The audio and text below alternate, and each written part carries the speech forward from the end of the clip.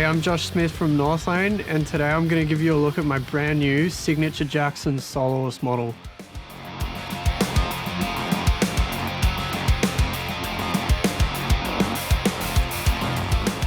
So this guitar is the genesis of what I've been playing of the last 10 years all coming together. 10 years ago I started playing a Jackson B7, and over time I modified it to suit me perfectly. I also had it resprayed a colour that was taken from a 1960s Strat. It was this beautiful seafoam green where the clear coated yellowed a bit. We took that colour for this guitar and called it Aquamarine, and it's exclusive to this model.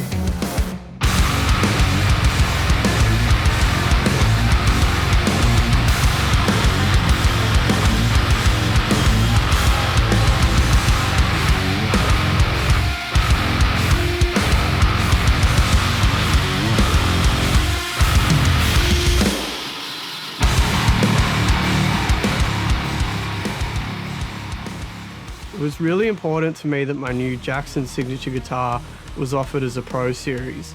It's the best value you can get for the specs that it has, and I'll go into those specs real quick. So this guitar is naturally for me a 27-inch 7-string. I always gravitate towards longer scale guitars. Some of the ones that I use are up to 29.5, but 27 is what I use the most. And it's an easy transition from your more traditional 25.5 or even 24.75 scales. That scale length is perfect for down-tuned heavy music, which obviously Northlane's synonymous with.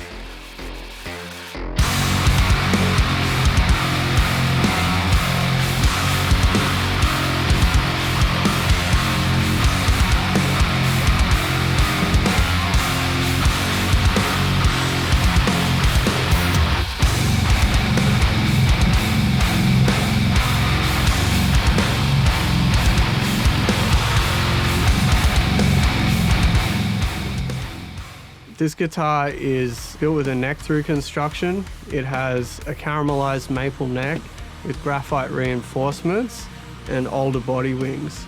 For me, that gives a perfect combination of snappiness with the amazing sustain that you get from a neck-through construction.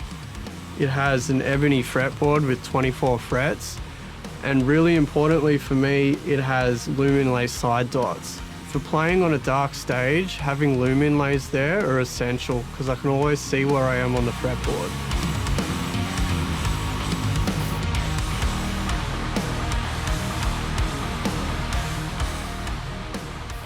So this guitar comes with Jackson locking tuners, which are great.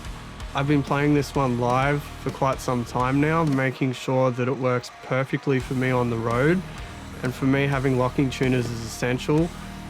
Even if you don't need it for tuning stability, it just makes your life a lot easier when you're changing strings. It has a black PPS nut, and the neck profile is taken from the B7 model that I'm super familiar with and I've been playing for the last 10 years or so. It's kind of like a medium C shape, not super thin, but it's not too thick either. I find it really comfortable. It has a 12 to 16 inch compound radius fretboard, which gives you a bit more room for chords down the bottom, but when you get up the top, it flattens out and it makes playing leads a lot easier. Moving down a little further, you can see the truss rod adjustment is in the heel of the guitar, in the front. It's super easy to access, so you're not taking covers off at the top. And the other thing that's really good about it is that you can't really strip it, so you're never gonna have to replace the truss rod in this guitar.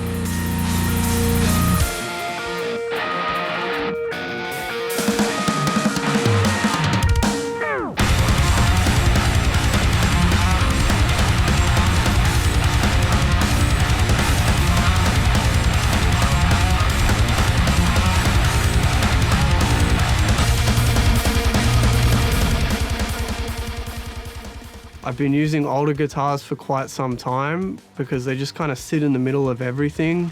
They're never going to sound muddy, and unlike some other woods that you might see a lot of guitars built from, older stock is super consistent, so every guitar always sounds exactly how I expect it to. This guitar is amazing for the price point because it comes with bare knuckle pickups. It has my signature impulse set with my preference of a humbucker and single coil configuration. Having the single coil in the neck is awesome because it gives you more articulation for when you're playing clean stuff and medium gain stuff, as well as a bit more bite for leads. It's a true single coil, and it also doesn't have much magnet pull, so that helps the intonation of the guitar. So the neck pickup has a ceramic magnet in it, and it's wound to perfectly sit with the humbucker in the bridge in a hum single set. The humbucker is actually Alnico 5, which was the first Alnico 5 pickup I've ever really liked. But Tim Mills from Bare Knuckle, he actually, when we developed these pickups, sent me a bunch to try out blind, and this is the one I liked the most. However, because it has such a large magnet in it and it's wound in such a way, it's still as tight as you would expect a ceramic pickup to be. However, you get this beautiful broad mid-range and clarity that I've not heard in another pickup before.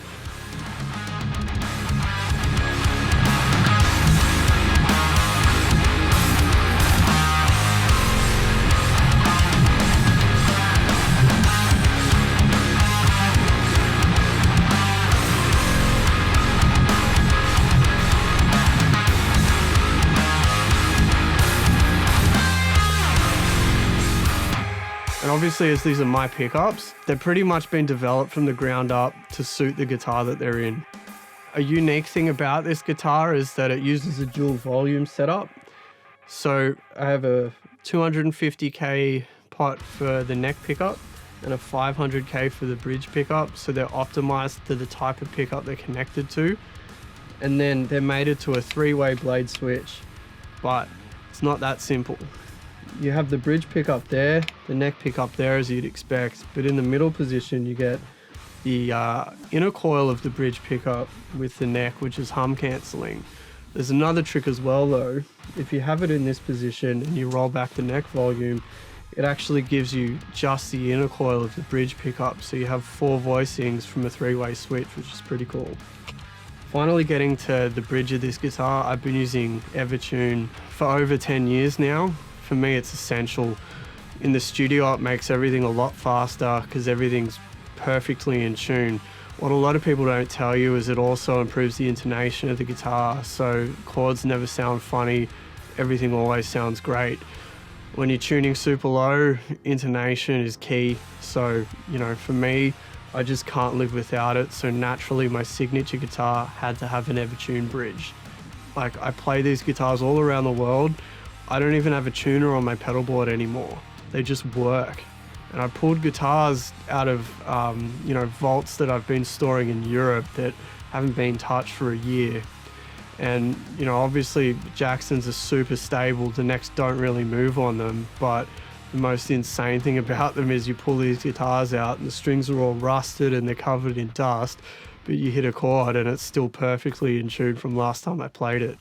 Finally, this guitar comes with dual design strap locks from Dunlop. This particular one is the prototype. It's got flush mount ones in it, but the dual design ones are really great because you can hang a normal strap on it or you can plug them in. Finally, it's going to come with a Jackson foam core hardshell gig bag, which is a great option to have, if you're traveling around at gigs. It's not too heavy, but it'll still protect your instrument. This guitar is going to be on shelves really soon. I'm super excited about it.